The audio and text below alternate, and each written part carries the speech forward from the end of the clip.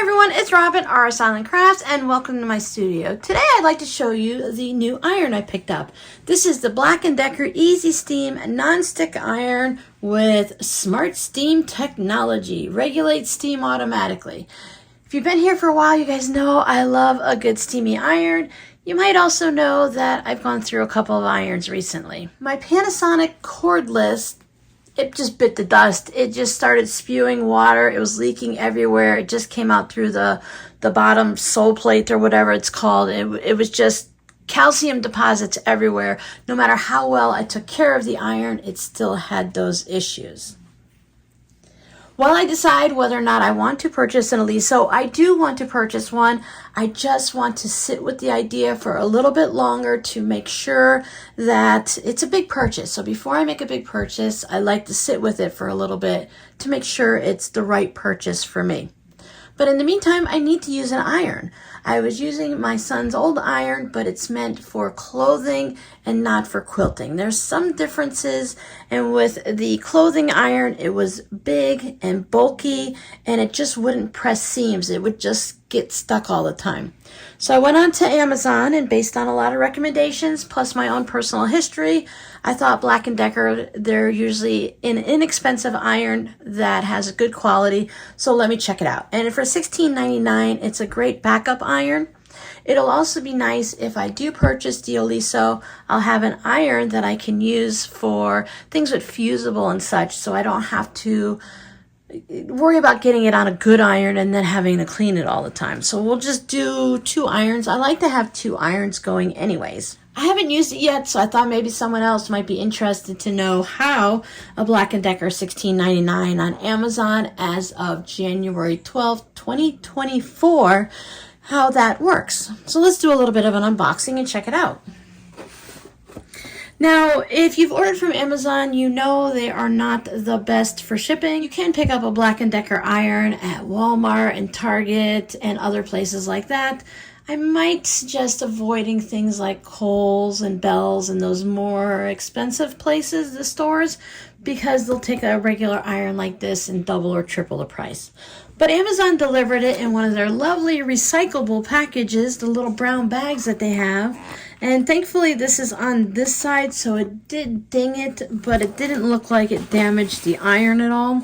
This side is more of the back end of the iron, so nothing got damaged on the box. It's just a box. Let's face it, I'm going to throw the box away, or recycle it, so I'm not going to worry about it. Irons always say, remember, they test these irons out, so if you see a couple drops of water in it, not to worry about it.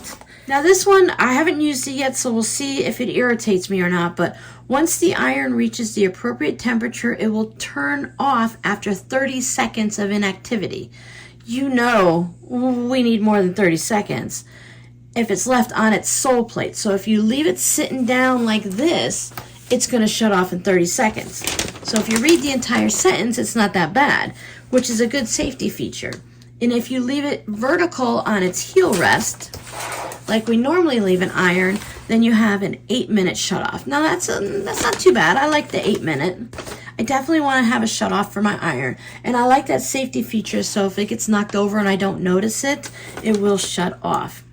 Now the steam is supposed to remove stubborn wrinkles, and you have to fill the water up not past the max line. I have learned, be very careful and don't go past the max line, because that's when the water can drip into other parts of the iron.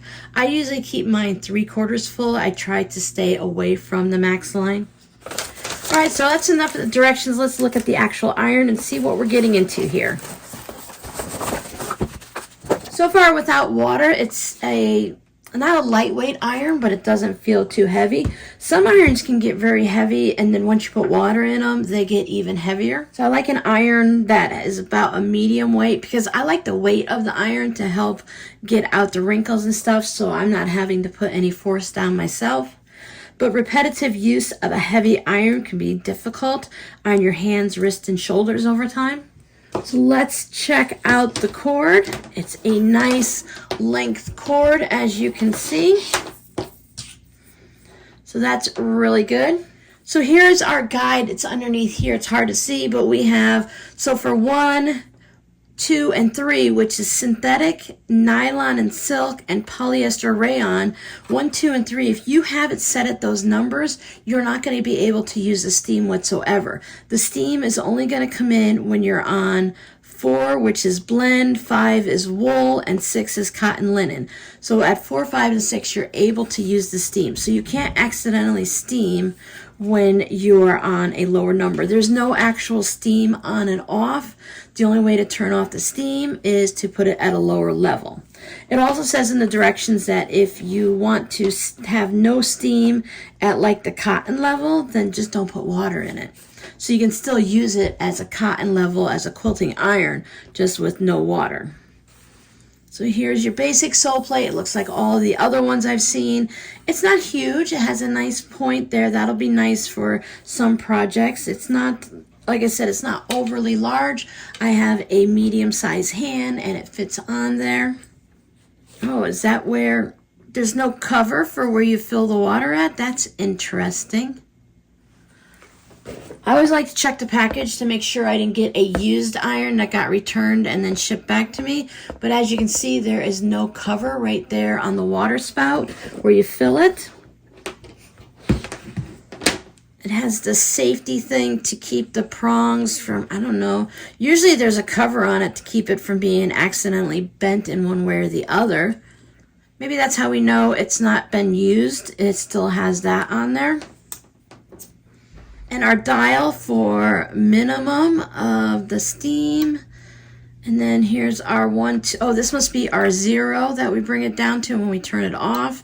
And then we have 1, 2, 3, and 4, 5, 6. So we need to put some water in this and get it heated up and see what it does. So it looks like we have a lot of space down here to fill it up.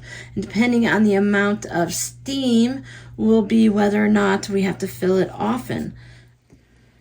So if you're really careful, I guess you could fill it up at the sink, but it looks like I'll probably need a measuring cup or something with a spout to easily do this. Maybe I can get one of those little small desktop watering cans. That would be nice. Okay, so here is my max level, and I've got it down here about an inch or so below. As I said, I don't usually fill it up all the way. There we go, my little light's on, and we'll see what this is like once it gets heated up. I have made start of some 1/4 square triangles, so I'll go ahead and press these and see how the iron works. For optimum performance, let the iron stand for 90 seconds before beginning to iron. That just means you want to let it come up to full temperature for the 1.5 minutes. So now we know it takes a 1.5 minutes for it to come up to temperature. Make sure your iron didn't have any stickers or anything extra on it, or foam and plastic or whatnot before you actually plug it in. I'm kind of curious, how many of you actually unplug your iron when you go to refill it with water? I personally usually just set it down and refill it.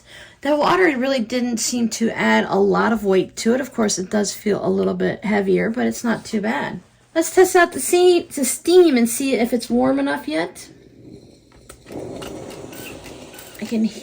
I am spraying water everywhere because I forgot this does not have a steam button. So thankfully I had the box there that I just rained on. That's going to be a habit that's going to be a little bit hard to break. You don't do anything to get steam to come out of this iron. It's an automatic thing. My tablet was sitting back there, so that got a little wet too. So maybe not have anything in the direct area so you don't accidentally spray it. Alright, so the spray button works really great. There's a nice amount of spray that comes out if you're going to be having to spray any of your fabrics, and to hold the fabric up or lean this down to spray ahead. As soon as I have it like this, the steam is coming out. That is not a favorite idea of mine. I like to be able to choose when the steam comes out, but it looks like we are going to automatically have steam as soon as we put it down. It is quite warm to the touch. It did settle my stitches down nicely. I had to pull out a piece of wrinkled fabric to see how that works. Let's do now I know this isn't the proper way to do your seams, but for some scrap projects, I just want to be able to go like this, and it glides over it nice and smooth. And then when I go, see now I have steam coming out, so I'm going to have to remember to go like this. So when I want to open up my seam, ooh, that is very hot, then I can just press it like that. So I think for doing quilt blocks, I feels like it is really nice. It's just that automatic steam is a bit of a concern to me.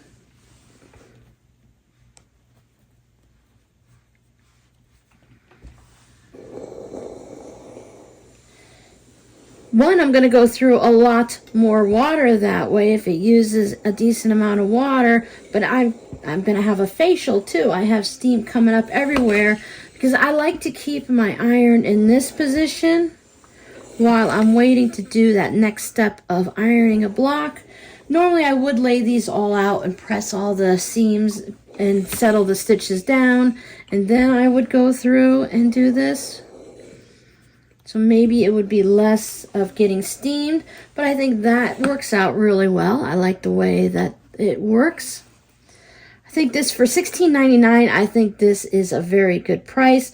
We have that point in the front that lets us get in there without getting our fingers in. I know that is a little hard to see. Dollar Tree has their fat quarters in a roll.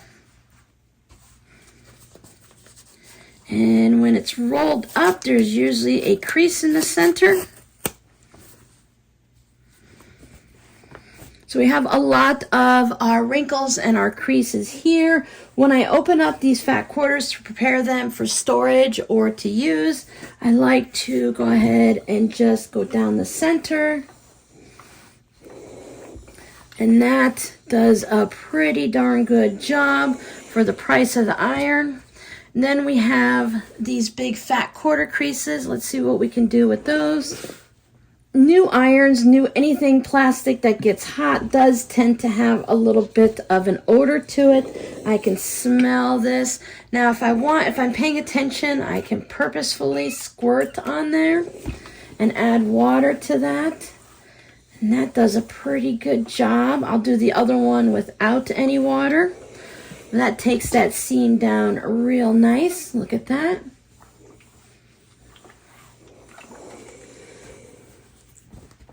Now, there's a lot of times you're going to need to hit these with any kind of iron more than once, so we do have that little bit of a crease there. And if you add a little bit more water to it and give it a good spray, those usually come out.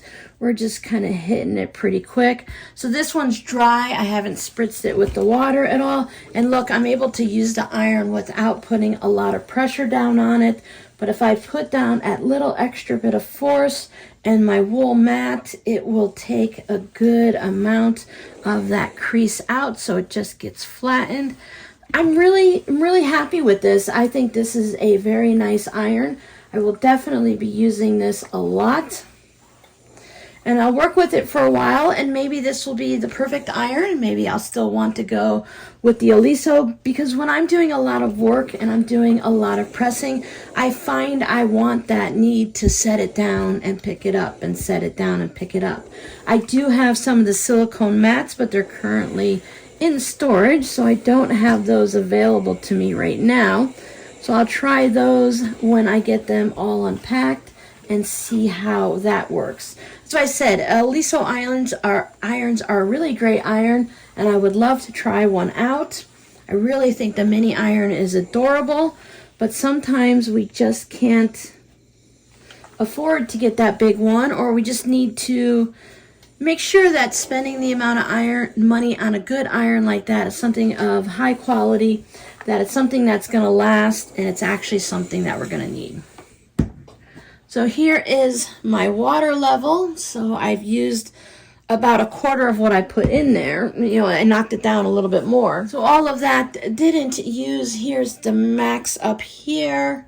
And then probably about a finger and a half of water down. Remember, we didn't have it all the way up to the max level to start with. So I like the way that works for the fat quarters. That really took out the big amount, I would be happy to go ahead and cut this up now and put it in a bag, or add the interfacing to it, fusible fleece, because once you add a fusible item to it, those creases are going to be permanent. I actually think the ones without the water came out better when I put a little bit of pressure down with the iron than they did by using the water, because this just takes it out nicely. Just I gotta remember to hold the iron a little different, so I don't want to keep using that spray button. And for our blocks, it worked really well to go ahead and press the seam that way, and it is nice to press those seams open. So I think combining the iron with the wool mat and then a clapper, I have one here by Riley Blake, I think that's going to give me that nice flat seam that I'm looking for. So the Black & Decker Easy Steam Iron, I'll put a link below down in the description box for where I picked it up on Amazon. I like this iron. I like the purchase. I'm very pleased with it. And right now, as of day one, I would definitely purchase this again or give it as a gift to a friend. So for your scrappy word for today is iron. If you'd like, let us know down below in the comments what iron you have and if you're happy with it. So far, I've used the Black & Decker, the Panasonic, and a few other brands along the way. I've had a few Black & Decker irons over the time, but for $16.99, I think that's a really good deal. So thanks so much for hanging out with me, and I will see you guys in the next video. Bye!